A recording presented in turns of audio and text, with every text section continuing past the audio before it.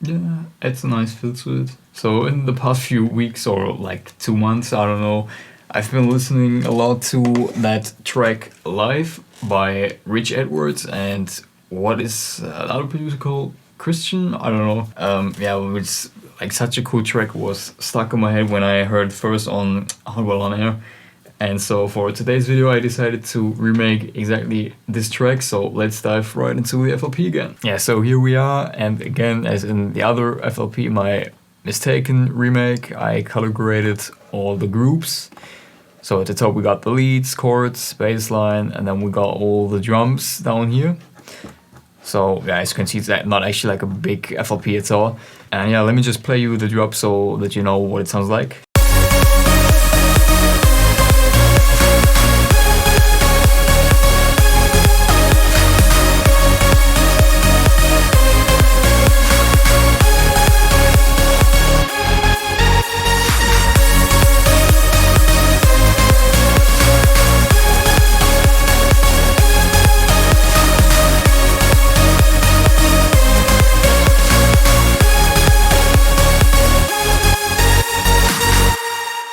Yes, that's what it sounds like.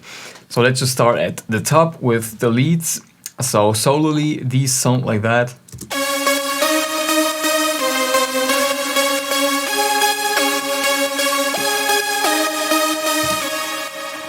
As you can see, for these I used 5 layers. This first one is by Nexus. It's called On The Move lead from the Dance Leads pack. Then the second one is also On The Move, but this one I pitched it up, I think, or down, so that we're covering like 2 octaves. So that's the first one. And then the second one is 1 octave higher. So it's just like this basic supersaw type of sound, but I felt like it really sounded kind of like the original lead already, like it's already getting kind of close. But then I decided to add 3 more layers, and then this third one is also from Nexus, and is again, like this one is literally called Supersaw. So this one really got that ravey type of detuned, hands up type of sound, which really kind of helps to make that lead sound fat. Then the fourth lead is from Flex, and this one is a staccato string. And then the last layer is from Spire, and this one sounds like that.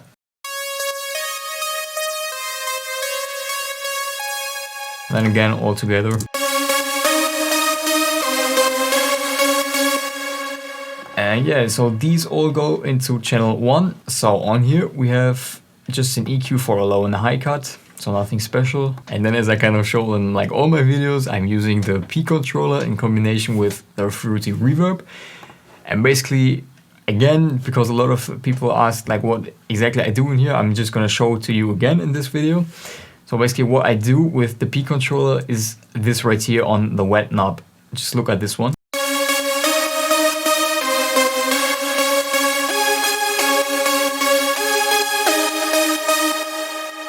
So what you can see is that the wet signal of the reverb is reacting to the dry signal. So what that means is that when there is sound, meaning in this case when the leads play, the reverb is being ducked, and then when the leads stop playing, the reverb goes up. And in order to automate this, I'm just using the P controller, because what the P controller does is it kind of detects the sound that is coming into it. So it doesn't change the sound on its own, but it only kind of, you know, detects the waveform that is coming into the plugin. And so what I'm specifically doing is I open up the reverb and then I right click on the wet knob, because that's the one I want to automate. And then I just click on the link to controller. And in here you basically have all your P controllers and all your automation clips shown. So this Fruity P controller lead bus channel is the one we want to kind of refer to in this case. So what we do is we select the peak controller peak, this one, and then we want to set the mapping formula to inverted. you just do that by clicking here and then invert it right here.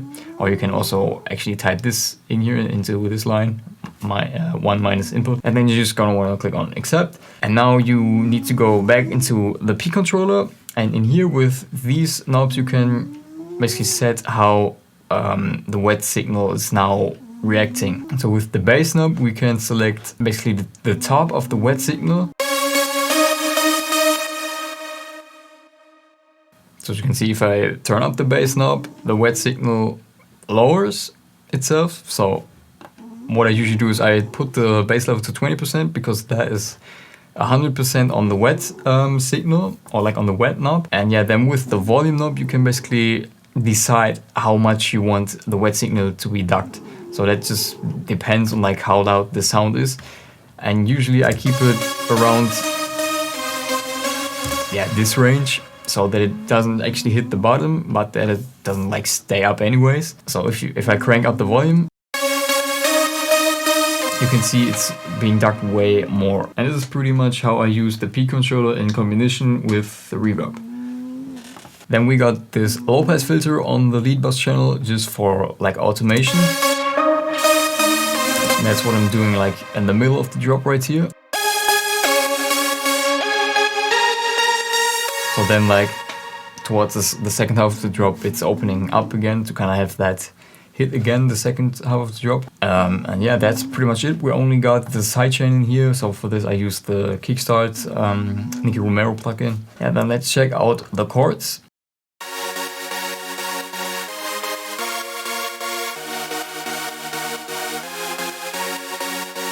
So that's what they look like in the MIDI or like in the piano roll.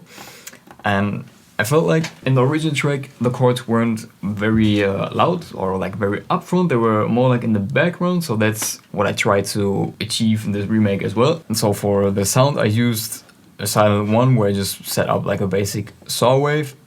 And that's pretty much it with the chords. So this is like the only layer, and this one goes into the second channel.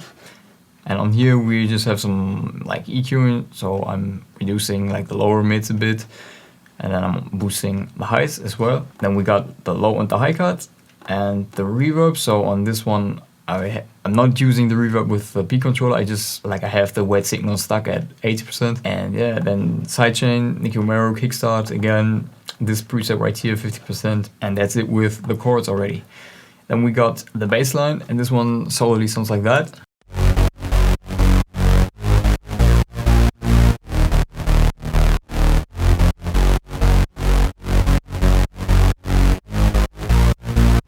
So for the bass line, I used 4 layers, as you can see, 3 for the mid basses and then 1 for the sub bass.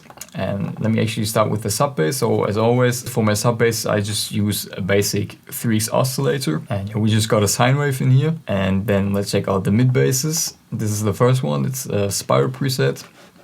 Second one also from Spyro, I think, yes. Third one as well.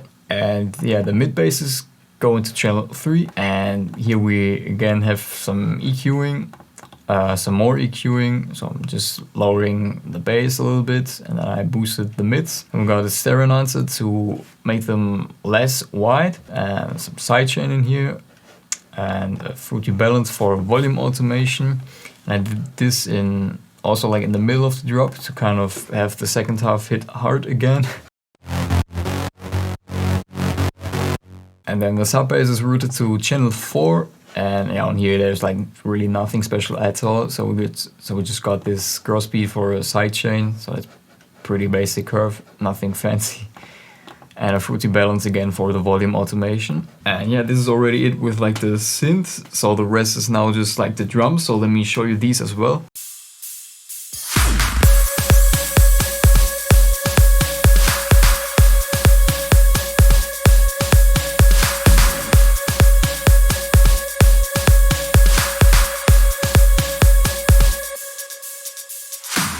And again, like no crazy layering with the drums. So let me break these down so that you know how I basically put these together.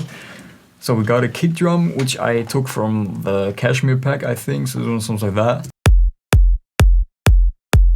And then in the original track, they layered it with like a second kick drum, which actually follows the rhythm of the melody. So I tried to recreate this as well.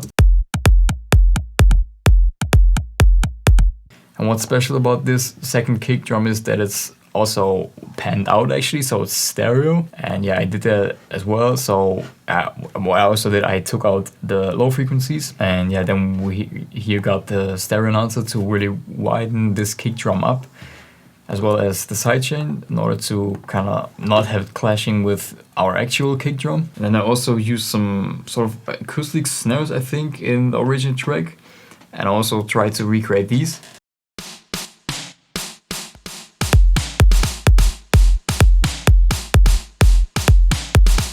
And then we just got like some snare fills and stuff. Yeah, clap. Another clap down here. Alright. Some shakers. And then like some crash and downlifters. Some white noise. And then these last two are like vocal ambient sounds. And that's it with the drums, so all together again.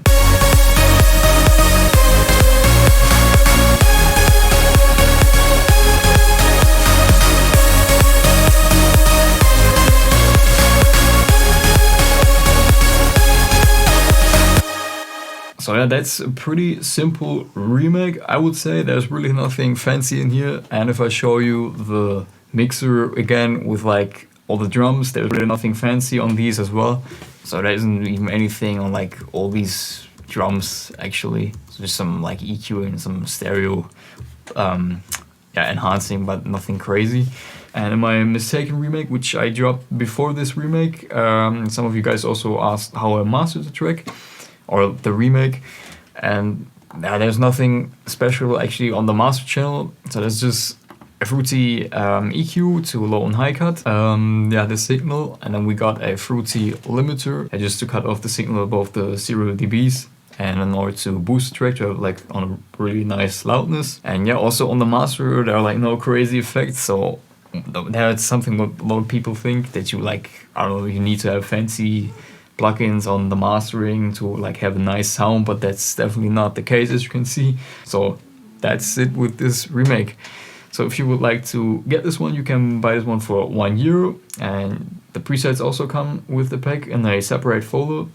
So you have these as well. And yeah, I hope you liked it. Make sure to leave a thumbs up, a comment, subscribe if you haven't, and I hope to see you in the next video. Bye. And then the last preset, and then the last spiral. Jesus Christ.